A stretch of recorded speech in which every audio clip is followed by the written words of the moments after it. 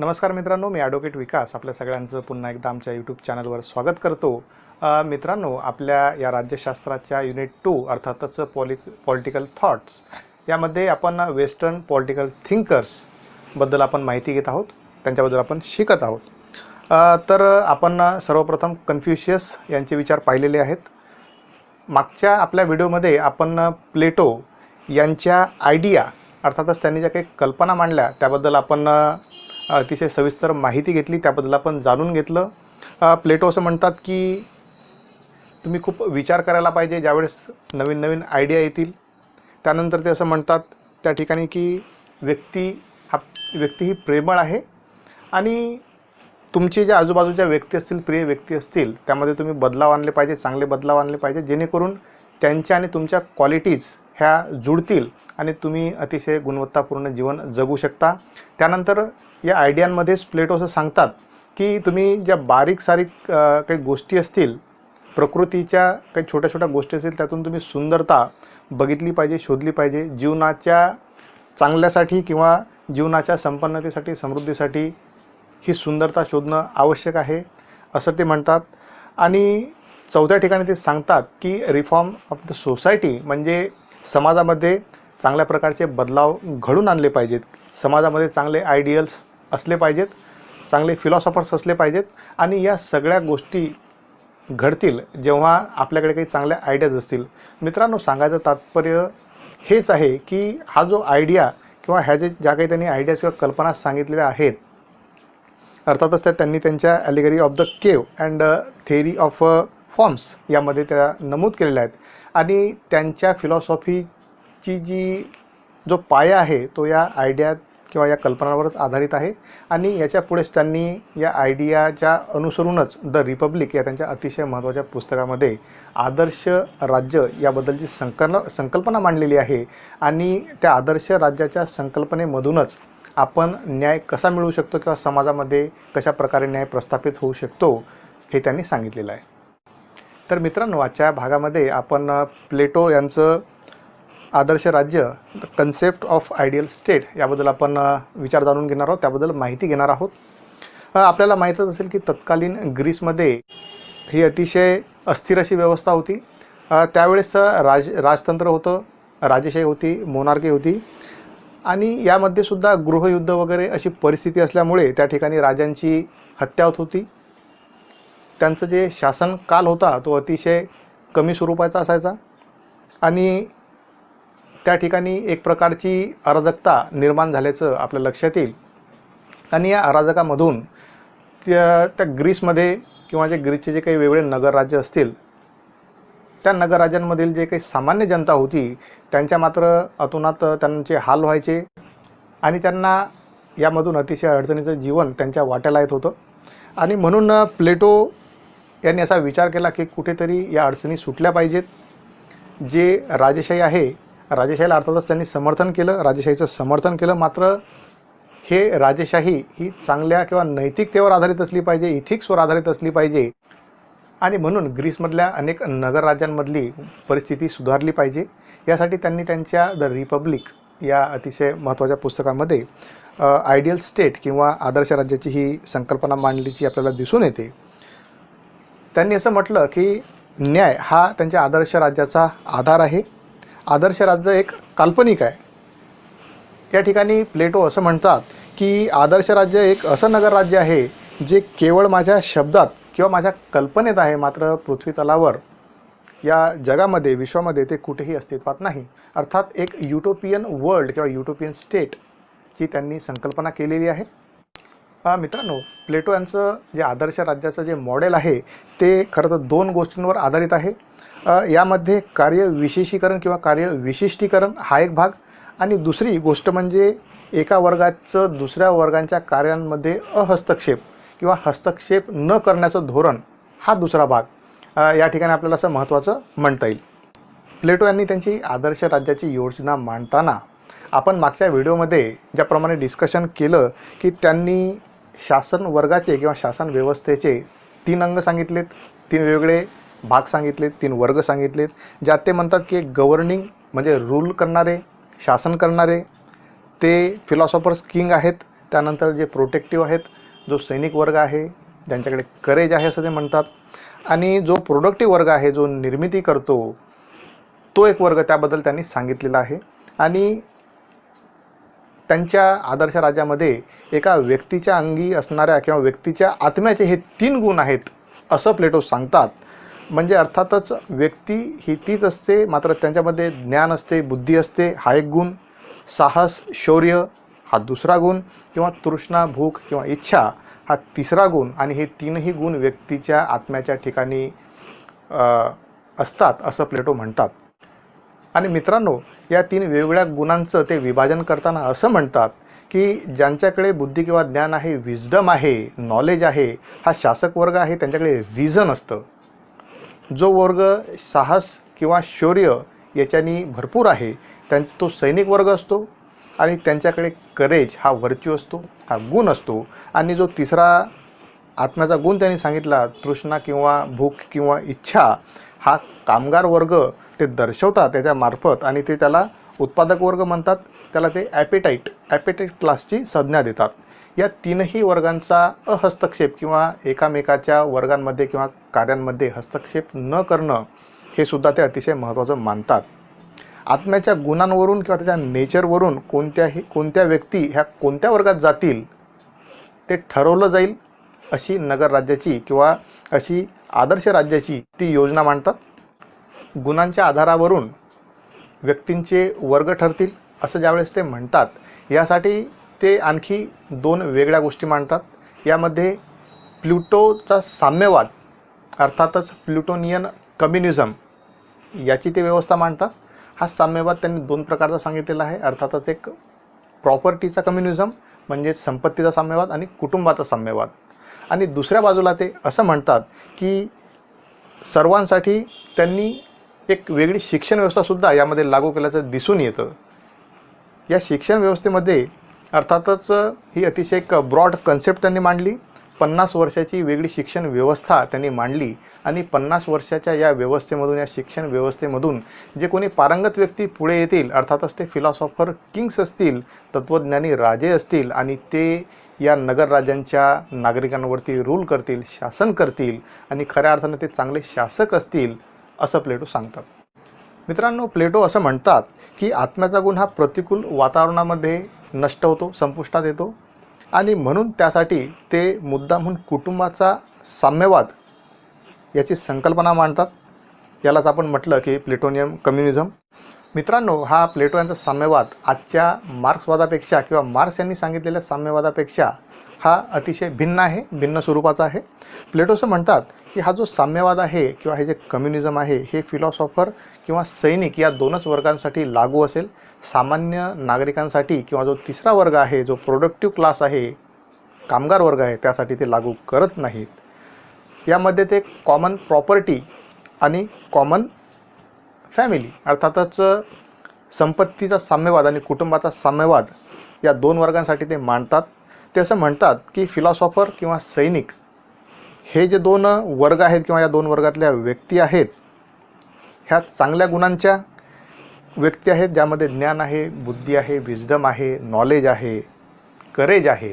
ह्या व्यक्ती नगरातील इतर सुंदर स्त्रियांबरोबर ह्या तात्पुरते विवाह करतील, आणि त्यांच्या संबंधाने ज्यांची उत्पत्ती होईल, जी मुलं निर्माण होतील, ती अतिशय चांगल्या प्रकारची मुलं निर्माण होतील. त्यांच्यामध्ये चांगले गुण असतील, जन्मजात ती मुलं ही चांगल्या वर्गामध्ये असतील, आणि ती राज्याचं खऱ्या अर्थाने ती समृद्ध करतील असं प्लेटो सांगतात. अशी त्यांची एक योजना होती. आणि मित्रांनो, या त्यांच्या संपत्तीच्या किंवा कुटुंबाच्या साम्यवादामुळे त्यांनी आजच्या प्रचलित असलेल्या कुटुंब पद्धतीला कुठेतरी छेद देण्याचं काम केलेलं आहे असं आपल्याला दिसून येतं. ते असं म्हणतात पुढे की हा जो संपत्तीचा किंवा कुटुंबाचा साम्यवाद आहे, अर्थातच जे सैनिक वर्ग आणि फिलॉसॉफर यांच्यासाठी त्यांनी सांगितलेलं आहे, आणि कुटुंबाच्या किंवा संपत्तीच्या जाळ्यात न अडकता त्यांनी जास्तीत जास्त चांगल्या प्रकारे कार्य केलं पाहिजे, त्यांच्या कार्यात ते निष्णात असले पाहिजे, आणि म्हणून त्यांच्यासाठी केवळ हा साम्यवाद त्यांनी सांगितलेला आहे.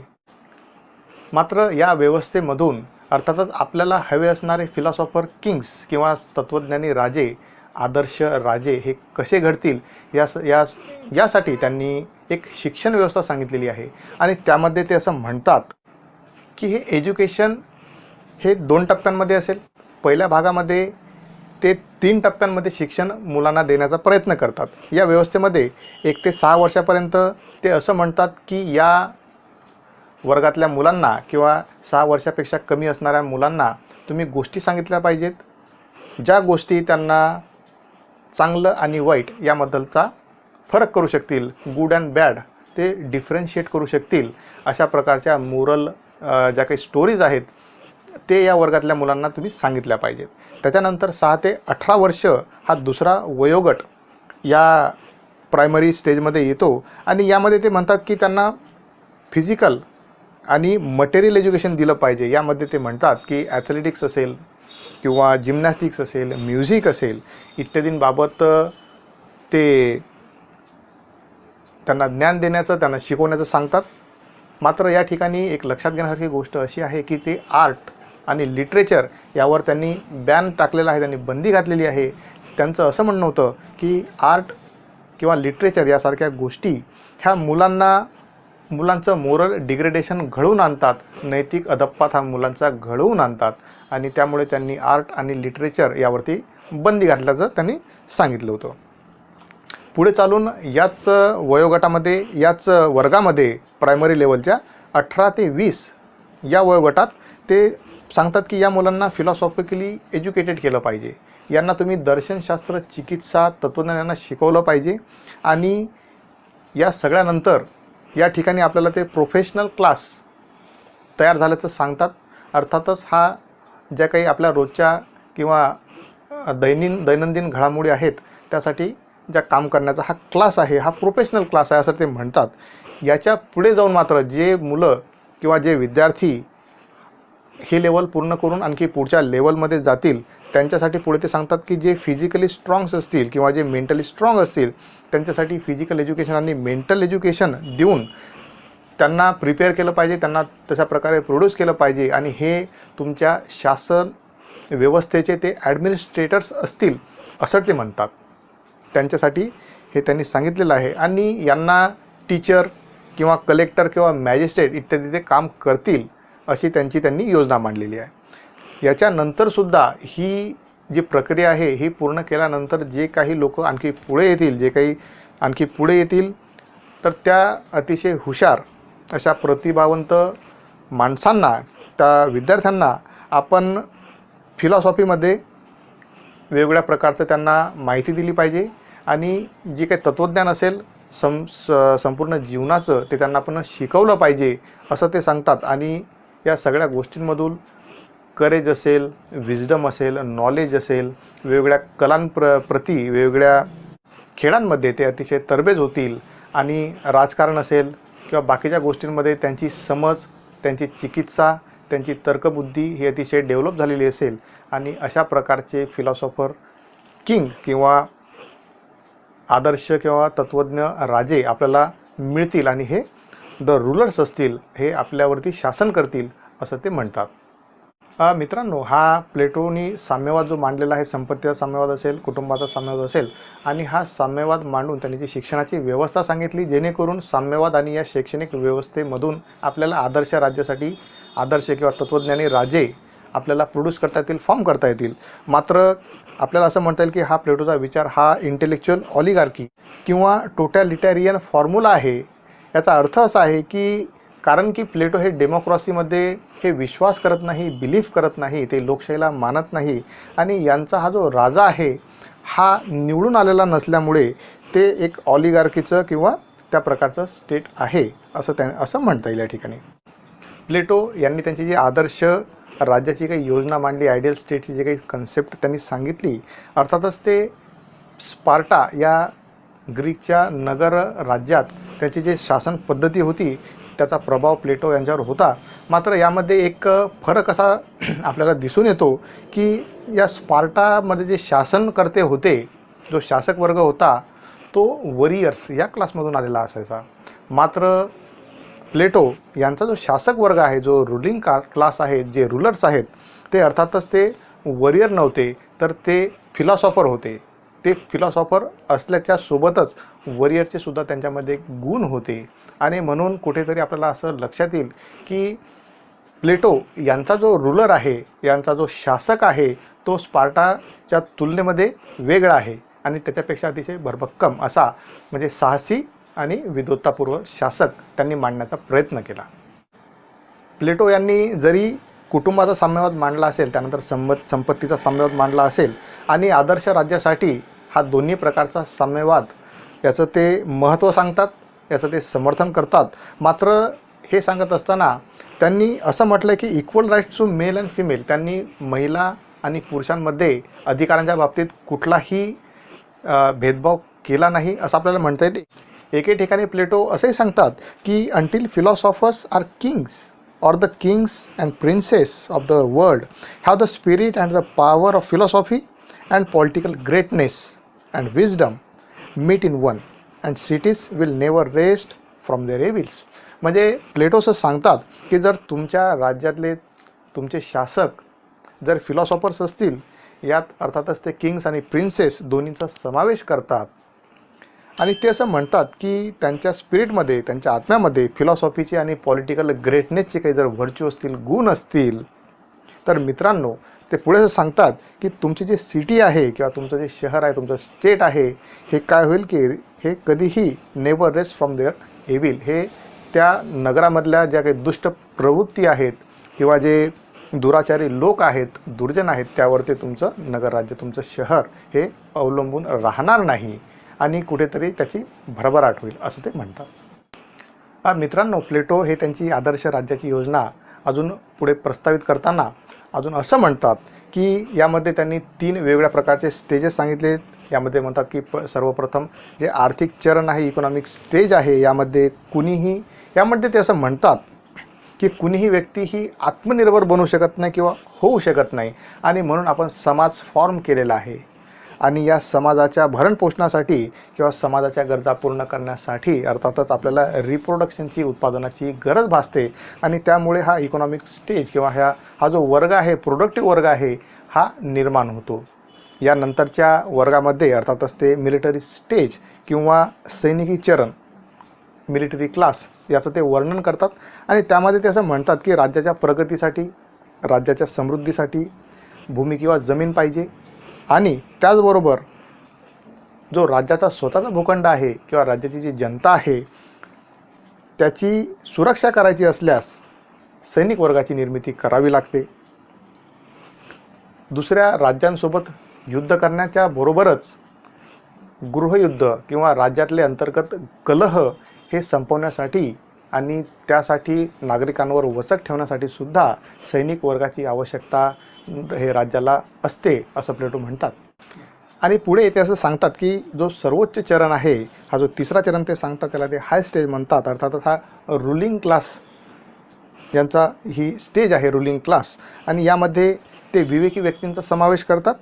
सैनिक वर्गाकडे साहस असते, ज्यांच्याकडे शौर्य, विजडम, नॉलेज, विवेक, तर्कबुद्धी असते, आणि पुढे जाऊन तेच तत्त्वज्ञानी राजा त्यांच्यातूनच बाहेर येतो किंवा प्रोड्यूस होतो, हे आपल्याला त्यांनी सांगितलेलं आहे. प्लेटो त्यांच्या आदर्श राज्यामध्ये, त्यांच्या आयडियल स्टेटमध्ये अर्थातच ते कायद्याला महत्त्व देत नाही. ते असं म्हणतात की फिलॉसॉफर किंग जे आहे, कारण की ते अतिशय विवेकी आहेत, तर्कबुद्धी वापरतात, अतिशय ते नॉलेजफुल आहेत, ते अतिशय वैज्ञानिक आहेत, अतिशय ज्ञानी किंवा तत्त्वज्ञ स्वरूपाचे आहेत, तशा प्रकारचे ते शासक आहेत, आणि त्यामुळे जी राजाज्ञा असेल किंवा त्यांनी ज्या काही निर्णय घेतलेले असतील ते जनतेला मान्य करावे लागतील, अर्थात ते जनतेच्या हिताचेच असतील असं ते म्हणतात. त्या काळी अर्थातच आपल्याकडे जी कन्सेप्ट आहे, विद्यमान काळामध्ये अस्तित्वात असलेली रूल ऑफ लॉ, अर्थातच आपण त्याला कायद्याचं राज्य असं म्हणतो, ही कन्सेप्ट त्याकडे उपलब्ध नव्हती, ही कन्सेप्ट त्या काळी अस्तित्वात नव्हती असं आपल्याला सांगता येईल. आणि म्हणून मित्रांनो, प्लेटो हे त्यांच्या आदर्श राज्याला, त्यांच्या आयडियल स्टेटला हे best form of the government असं संबोधतात, आणि यामध्ये असणारा जो मोनार्क आहे, जो राजा आहे, अर्थातच त्या ॲब्सोल्यूट मोनार्कीचं ते समर्थन करतात, त्या फिलॉसॉफर किंगचं ते समर्थन करतात, आणि असं म्हणतात हा जो फिलॉसॉफर किंग आहे हाच खऱ्या अर्थानं ट्रू स्टेट्समन आहे, आणि म्हणून ते लोकशाहीची भलामण करत नाही, ते राजेशाहीच्या तंत्राचं समर्थन करताना आपल्याला दिसून येतात. मित्रांनो, प्लेटो यांचं आदर्श राज्य हे कितीही आदर्श वाटत असलं तरीही त्यांच्यावर काही जे जाणकार आहेत किंवा पॉलिटिकल फिलॉसॉफर्स आहेत, पॉलिटिकल थिंकर्स आहेत, त्यांनी टीकासुद्धा केलेल्या आहेत. आणि या टीकांमध्ये ते म्हणतात की ideal state based on analogy of individuals and this identification leads to confusion. ते असं म्हणतात की हे जे काही आयडियल स्टेट आहे प्लेटोचं, हे व्यक्तींच्या सारखेपणावर आधारित आहे. आणि हा जो सारखेपणा आहे किंवा जे एकाच क्लासमध्ये सगळ्या व्यक्ती, हा जो काही त्यांनी सारखेपणा दाखवलेला, अर्थातच प्रोडक्टिव्ह क्लास वगैरे असेल किंवा सैनिकी क्लास असेल किंवा रुरल क्लास असेल, हा कुठेतरी कन्फ्युजन किंवा गोंधळ निर्माण करणार आहे, असं काही ठिकाणी टीकाकार म्हणतात. आणि मित्रांनो, काही ठिकाणी त्यांच्यावर अशी टीका केली जाते की ideal state fail to distinguish ethics from politics. म्हणजे अर्थातच आयडियल स्टेट जे आहे किंवा आदर्श राज्य जे आहे, हे नैतिकतेला राजकारणामध्ये त्यांनी एकत्रित बांधण्याचा प्रयत्न केला, मात्र राजकारणापासून नैतिकता वेगळी असते असं ते सिद्ध करू शकले नाही किंवा ते दाखवत नाहीत, अशी त्याच्यावर टीका होते. त्यानंतर त्यांच्यावर अशी टीका केली जाते की त्या काळी अस्तित्वात असणारी जी इन्स्टिट्यूशन ऑफ स्लेव्हरी आहे, जी गुलामांची जी काही इन्स्टिट्यूशन आहे, जी गुलामीची पद्धत होती, त्याकडे स्लेव्ह असायचे आणि याचा त्यांनी धिक्कार केला नाही. आणि उलट हे आपल्या स्टेटसाठी ते फंडामेंटल एव्हिल्स किंवा म्हणजे भौतिकदृष्ट्या किंवा ते जे आहेत ते दृष्ट किंवा हानिकारक असले तरीही त्याची गरज राज्याला आहे, असं ते म्हणतात. याच्यावर सुद्धा काही लोकांनी टीका केल्याचं आपल्याला दिसून येतं. आणि पुढे त्यांच्यावर अशी सुद्धा टीका केली जाते की त्यांनी जे कम्युनिझम ऑफ वुमन अँड जे काही टेम्पररी मॅरेजेसबद्दल त्यांनी सांगितलेलं आहे त्यांच्या आदर्श राज्याच्या व्यवस्थेमध्ये, ते डिस्टिस्टेबल आणि अनइथिकल आहे. ते अतिशय घृणास्पद, तिरस्करणीय गोष्ट आहे, ते अनैतिक आहे, अशी ही टीका त्यांच्यावर होते. त्यानंतर प्लेटो हे केवळ मोरलिस्ट आहेत, मात्र ते पॉलिटिकल फिलॉसॉफर किंवा पॉलिटिकल आयडियलिस्ट नाहीत, अशी सुद्धा त्यांच्यावर टीका होते. याचा अर्थ असा आहे की प्लेटो हे आपल्याला केवळ आदर्श किंवा नीती शिकवणारे किंवा नीतिमत्तेचे धडे देणारे म्हणूनच जास्त करून आपल्याला ते दिसून येतात, एका पॉलिटिकल आयडियलिस्टपेक्षा किंवा जे आदर्शवादी जे राजकीय विचार ते देत नाहीत, असंही आपल्याला म्हणता येईल. पुढे टीकाकारांनी त्याच्यावर टीका करताना असं म्हटलं आहे की ते ज्या ठिकाणी म्हणतात की state should control the entire life of its citizen, म्हणजे आदर्श राज्याच्या मार्फत, आदर्श राज्याच्या योजनेच्या माध्यमातून ते नागरिकांवरती एक प्रकारचा कंट्रोल, एक प्रकारचा ताबा ठेवण्याचा ते जो काही योजना ते मांडतात. परंतु त्या ठिकाणी असं म्हणतात की ही जी योजना आहे ही कॉन्ट्रारी टू ह्युमन लिबर्टी, अर्थातच जे मानवाच्या ज्या काही स्वातंत्र्य आहे, मानवाचं जे काही लिबर्टी आहे, मानवाचं जे काही फ्रीडम आहे, हे त्याच्या विरोधाभासी गोष्ट ते मांडतात, असं सुद्धा टीकाकार टीका करतात. आणि टीकाकारांनी अशी सुद्धा टीका केलेली आहे की प्लेटो यांनी त्यांच्या आदर्श राज्यामध्ये, त्यांच्या आयडियल स्टेटमध्ये त्यांनी लोअर क्लास किंवा जो खालचा वर्ग होता, जो उत्पादन करणारा वर्ग आहे, त्याला ते कम्प्लिटली इग्नोर करतात, ते पूर्णतः त्याला डावलून टाकतात. आणि जो वरियर आणि जे रूलर्स आहेत, जो शासक वर्ग आहे किंवा जो फिलॉसॉफर वर्ग आहे, त्याची ते भलामण करण्याची व्यवस्था करतात, तशीच ते योजना मांडतात. मात्र अशा योजनेमधून दोन होस्टाईल ग्रुप्स तयार होतील, दोन एकामेकाच्या विरोधातले, एकमेकाचं शत्रुत्व पत्करणारे ग्रुप तयार होतात, समाजात आपोआपच अशा प्रकारच्या दोन वेगवेगळ्या गट तयार होतात, असंही टीकाकार टीका करताना असं म्हणतात. तर मित्रांनो, आजच्या लेक्चरमध्ये आपण प्लेटो यांच्या आदर्श राज्याची त्यांच्या कन्सेप्ट ऑफ आयडियल स्टेट याबद्दल आपण सविस्तर माहिती घेतली, त्याबद्दल सविस्तर आपण जाणून घेतलं. आयडियल स्टेटच्या मार्फतच त्यांनी युटोपियन स्टेट मांडलं, युटोपियन वर्ल्ड त्यांनी जे साकार केलं, त्यांच्यामध्ये न्याय, त्यांच्या समाजामध्ये ते न्याय देण्याचा प्रयत्न करतात.